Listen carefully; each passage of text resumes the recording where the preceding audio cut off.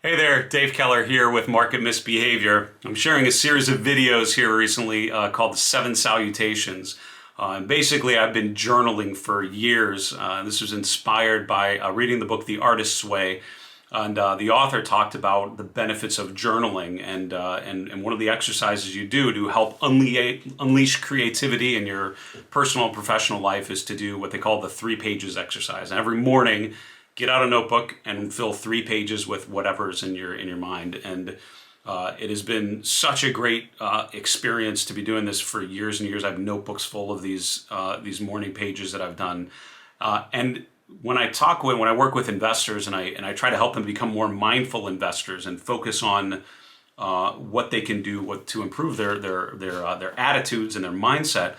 It always starts with having a good conversation with yourself. It's all about building self-awareness. And the most successful investors that I've gotten to know are very self-aware. They know what they're good at, they know what they're not good at, and they find ways to accentuate, to benefit from their strengths, and they have systems and routines and resources in place to help address their potential weaknesses. But the only way you come to that is that self-realization is by having an honest conversation, looking in the mirror and being able to talk with yourself. And I would argue that a daily journal is one of the best ways that I've seen to actually do that. So what happens is the first page or two is usually stuff that's just, it's baggage. It's things banging around in your head. It's tasks, it's to-dos, it's things you're worried about, things you're excited about. It's all like, get that out of the way. And then what's left is this real opportunity to be creative and to be open and to, to think about, to new things. And some of the best ideas I've had for my business, for our lives, for, just opportunities for new products and new services and things that I've been able to do have all come from that 3 pages exercise that I've done. So what I'm doing through these videos is going through the way that I conclude those 3 pages every day, and I call it the 7 salutations. And literally at the end of every journal entry, at the bottom of the 3rd page, I write the same 7 things. And I've built up that list of 7 things over the years, and now it's been pretty consistent for a while. And it's ended up being sort of a mantra for me. It's a group of, it's things that I write that remind me who I want to be personally and professionally, how I want to go about life. And so I'm going through and sharing with you each of these 7 things. And today, it's more of a visual thing, but I'll call it the goofy smiley face. And I'll show you what it looks like. This is actually the bottom of my journal. You can see this is what we're talking about here today. The goofy smiley face sticking the tongue out. Now, why do I put that on there?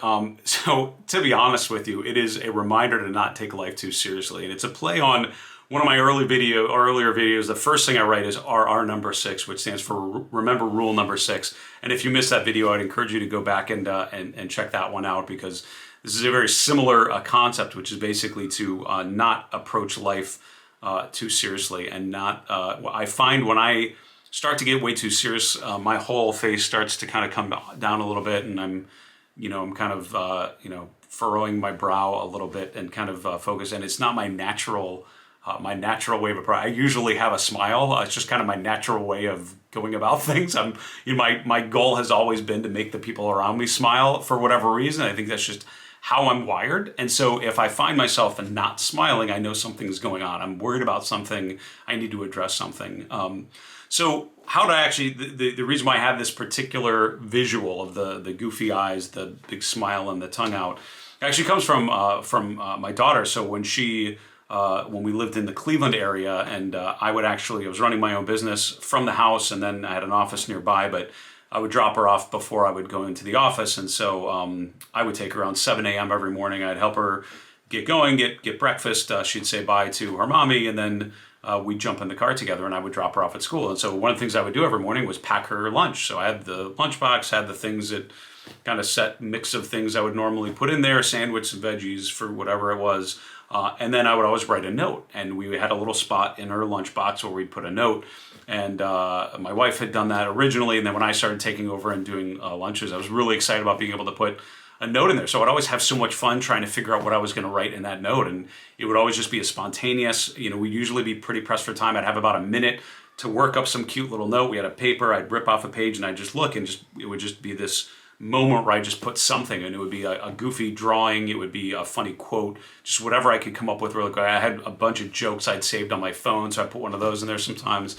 but I would always usually finish it with this little goofy smiley face. And I remember some of my early notes were reminding her, look, when you're with people, she was at times nervous about meeting other kids and, conversations that are tough as she's growing up. And I would always tell her, look, the best thing you can do is just smile. Smile at the people around you, smile at your teachers. You don't know what kind of day someone else is having, but if you smile at them, it's certainly not going to hurt, and it has the opportunity to help, so why wouldn't you do that? And she's kind of gets her natural smiliness, I think, from me, so she kind of embraced that. And so I would usually put this little goofy face with the tongue sticking out somewhere on the drawing as just like a little signature, and I'd sign Love Daddy, but that ended up being part of the way that I do it. So I guess in some ways when I draw that little goofy smiley face, it makes me think of writing notes for her, encouraging her to smile for others. And it's funny, I actually read an article years ago. This is when we lived in New York. So it was in the early mid-2000s.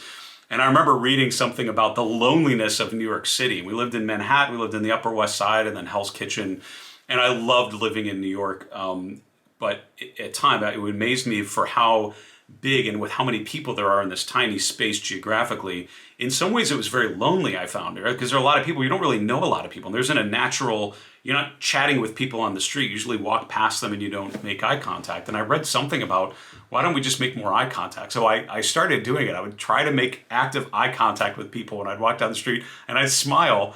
And it was funny. There may be something written somewhere about the goofy guy, the creepy guy smiling at people in New York in the mid-2000s. That was probably me. But I used to have fun just seeing it. And it was funny, the reaction you get. A lot of times I get this just genuine smile back and people would giggle and, just be I even had random people that would thank me for smiling, and it was funny, but it reminded me what a great difference you can make from doing that. It also makes me think of conferences I've been to. I've been very fortunate to be able to travel, around the world to different conferences at times. And the one I've gone to more than anything is called the IFTA conference, the International Federation of Technical Analysts. So this is a group of investment strategists and money managers and traders and others, all with an interest in technical analysis. And we get together once a year. I've been to many of them over the last, 15 years or so. But what I always enjoyed about that is, even though there has been a language barrier at times, and with certain other attendees, it would be difficult to carry on a conversation at times just because of the natural language barrier. But I found that smiling was 100% effective. So you could smile, you could laugh, and the emotional demonstrate, the way you demonstrate your emotion is universal, right? You don't need to translate a smile, or if you're upset, or if you're angry, or if you're nervous, or if you're excited, people can read that based on your face and based on your body language. You don't need to use words for that.